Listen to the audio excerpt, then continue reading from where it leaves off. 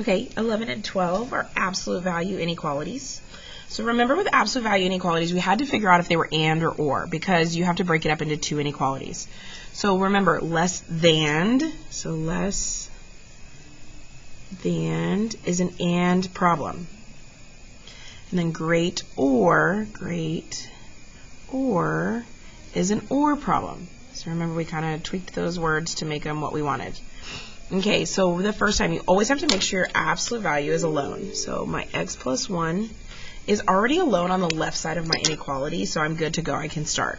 So I'm going to rewrite it once, exact. X plus 1 without my absolute value bars is less than 3.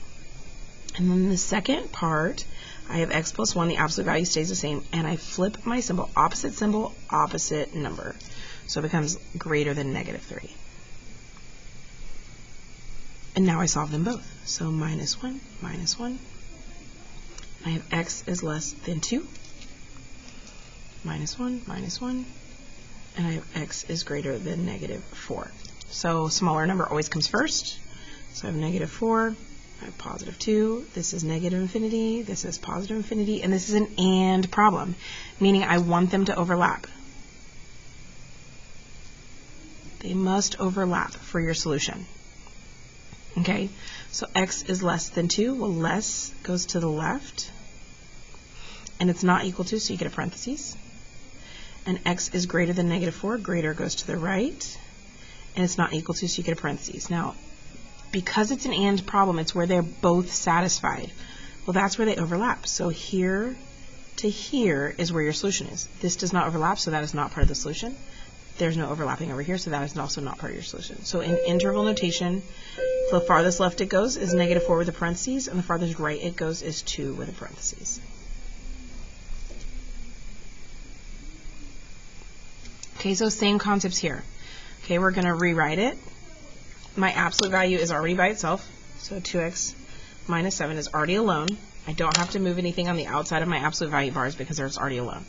So I have 2x minus 7 is greater or equal to 5. And then remember, absolute value stayed the same. Flip your symbol, opposite number. So opposite sign, opposite number. opposite.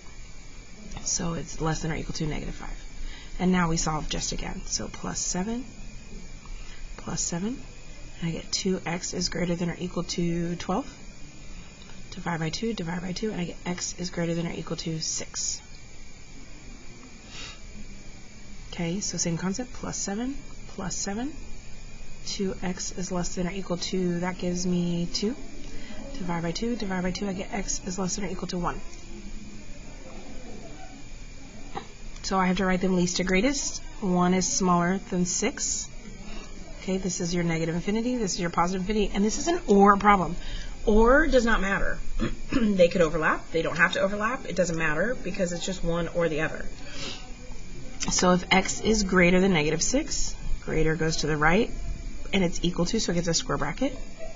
X is less than 1, less goes to the left, and it gets a square bracket. I didn't save myself very much room.